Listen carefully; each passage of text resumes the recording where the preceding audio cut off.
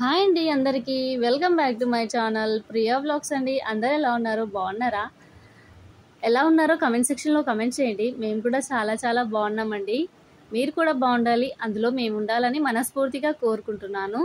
నేనైతే ఈరోజు అయితే ఇడ్లీకి అయితే నానబెడుతున్నాను అనమాట. రైస్ అండ్ పప్పును ఎంత ఒక 4 or 3 o'clock అయితే నానబెట్టి ఉంచుతాను. నేనైతే ఇడ్లీ పిండిని అయితే ఇలానే తయారు చేసుకుంటాను. చాలా వరకు బియ్యము పప్పు దగ్గరనే తయారు చేస్తూ ఉంటారు. బట్ నేనైతే ఈ రెండింటిని ఇంకోటి ఇడ్లీ రవ్వను కూడా యాడ్ చేస్తూ ఉంటాను అనమాట. ఇది సాటర్డే మార్నింగ్ అయినా కూడా త్వరగానే లేవలేదన్నమాట. నిద్ర ఎందుకో సరిపోతలేదండి.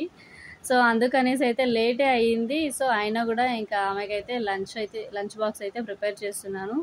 ఇంకా ఎలా లేట్ అయింది అనేసరికి సింపుల్గా నేనైతే ఇంకా రైస్ అయితే ఉడకబెడుతున్నాను. ఉడకబెట్టిన తర్వాత ఇంకా ఇడ్లీకి నానబెట్టానని చెప్పాను కదా అండి. ఆ ఇడ్లీ కోసమని ఇంకా ఇడ్లీ పాత్రలో మొత్తం పిండిని అయితే ఆల్రెడీ రుబ్బు పెట్టుకున్నాను. నైటే రుబ్బు పెట్టుకున్న దాన్ని కొంచెం బాగానే వచ్చింది పిండి. కొంచెం బ్యాటర్ థిక్ వచ్చింది, కొంచెమే పులిసింది అనమాట, ఎక్కువ పులవలేదు పిండి అయితే. సో ఇంకా నేనైతే సాల్ట్ వేసి బాగా బీట్ చేసుకోవాలి. ఈ సాల్ట్ వేసి బీట్ చేసుకున్న తర్వాత కొంచెం టేస్ట్ మంచిగా వస్తుంది, లేకపోతే చప్పచప్పగా అనిపిస్తాయి ఇడ్లీలు అయితే. ఇంట్లో ఇడ్లీ అంటే మా అబ్బాయికి అయితే చాలా ఇష్టపడతాడండి. అదేంటో మరి అర్థమే కాదు. ఇడ్లీ అయితే ఆడు ఒక్కడే కూర్చొని అయితే తింటూ ఉంటాడనమాట ఇడ్లీ చేసిన రోజంతా. నాకైతే వాని కోసమే ఇడ్లీ చేయాలనిపిస్తుంది. మా ఇంట్లో ఏమైనా అంటే ఇడ్లీ చేయమ్మా అని అయితే చెప్పేస్తూ ఉంటాడనమాట. ఇడ్లీ కావాలి అని అంటాడు. ఏం తింటావు నాన్న అంటే ఇడ్లీ చేయమ్మా అంటాడు.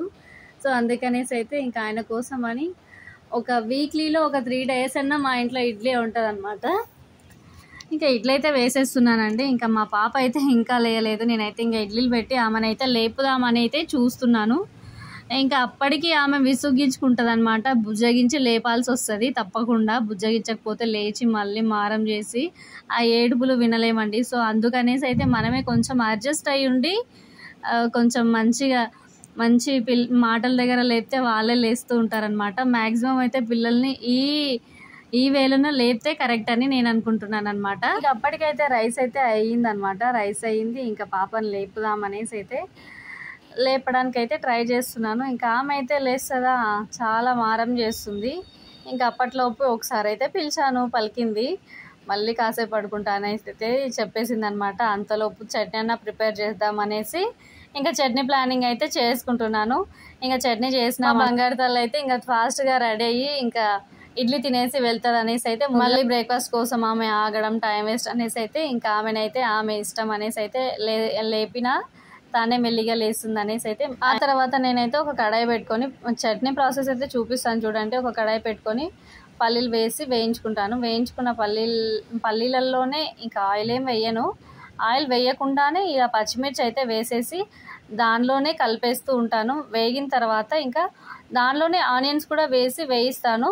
ఆ ఆనియన్స్ వేసి కొంచెం పచ్చివాసన పోతుంది అనే లోపే ఇంకా ఆయిల్ వేస్తానండి.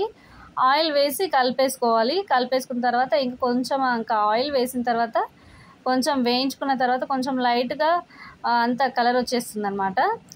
ఈ మన ఇంగ్రీడియంట్స్ వేసుకున్న అన్నిటిని కలర్ వచ్చేసిన తర్వాత దించుకొని మిక్సీకి పట్టేసుకుంటే చాలా చాలా కమ్మటి టేస్ట్ ఉంటుంది అనమాట చట్నీ. అది దోశలో కానీ ఇంకా ఇడ్లీలో కానీ నేనైతే మ్యాక్స్ ఇలానే చేస్తాను.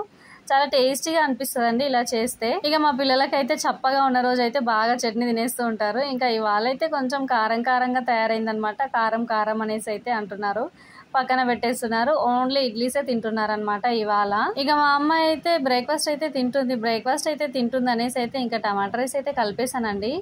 టమాటా రైస్కి ఆల్రెడీ ఇంతకు ముందే వీడియోలో చూపించాను. మళ్ళీ ఒకసారి ప్రాసెస్ చెప్తున్నాను చూడండి. ఈ టమాటా రైస్కి కావాల్సిన పదార్థాలు ఏంటో చెప్తాను చూడండి. టమాటోలు ఉంటే చాలండి. ముందుగా ఒక కడాయి పెట్టుకొని మనము దానిలో పోపు దినుసులు, టమాటోలు వేసి వేయించుకోవాలి. వేయించుకున్న తర్వాత కొంచెం జింజర్ పేస్ట్ లేకపోతే వెల్లుల్లి పాయల్ని కూడా వేసేసుకోవచ్చు. వేసేసుకున్న తర్వాత కొంచెం పసుపు, కారం పొడి, కొంచెం గరం మసాలా వేసుకొని రైస్ వేసుకొని కలిపామంటే చాలా టేస్టీగా ఉంటుంది. పిల్లలు బాగా ఎంజాయ్ చేస్తారు. ఇంకోటి ఈ టమాటాలు కొంచెం మగ్గనివ్వాలండి. కొంచెం మగ్గనిచ్చిన తర్వాత ఆ టమాటా ఫ్లేవర్ మొత్తం రైస్కి అయితే పడుతుందన్నమాట. చాలా టేస్టీగా అనిపిస్తుంది. ఇవాళ వచ్చేసి ఇంకా స్నాక్స్ బాక్స్లోకి వచ్చి యాపిల్స్ పెట్టాను. యాపిల్స్ టమాటో రైస్ అయితే పెట్టాను అనమాట. టమాటో రైస్ని పెట్టేశాను. ఇంకా మా అమ్మాయి వెళ్ళిపోయిందండి. వెళ్ళిపోయిన తర్వాత అయితే ఇంకా మా అమ్మాయి మా ఆయన వెళ్ళిపోయిన తర్వాత నా పనులన్నీ కొంచెం చకచగా ఫాస్ట్గా అయిపోతాయి అన్నమాట.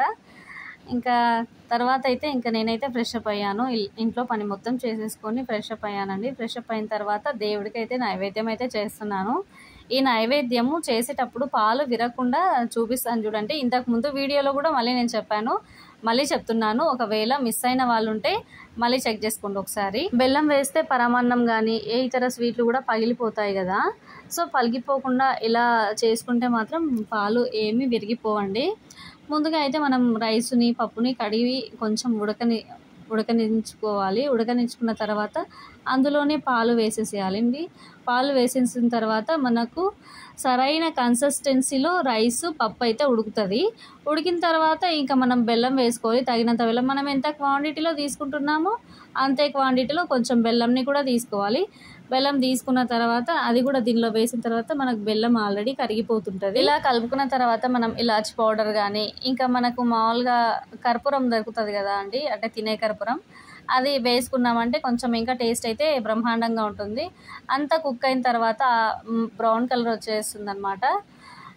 లైట్ బ్రౌన్ కలర్ వచ్చేస్తుంది. ఆ తర్వాత మనమైతే నెయ్యిలో కొన్ని డ్రై ఫ్రూట్స్ని అయితే వేయించుకోవాలి.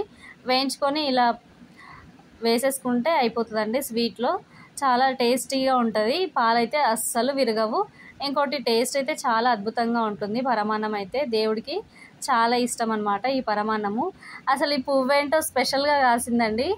ఈ పువ్వును చూసేసరికి అయితే నాకు చాలా హ్యాపీగా అనిపించింది అనమాట. అన్ని పువ్వుల కంటే ఈ పువ్వును చూసేసరికి నార్మల్గా పువ్వులు తెంపుతున్నా సడన్గా ఆ పువ్వు కనిపించిందండి. మధ్య వరకు తెంపుతున్నాను, ఆ పువ్వు కనిపించేసరికి చాలా హ్యాపీగా అనిపించింది. స్వామి కోసం కాసినట్టుంది అన్నట్టు అనిపించింది అనమాట నాకు.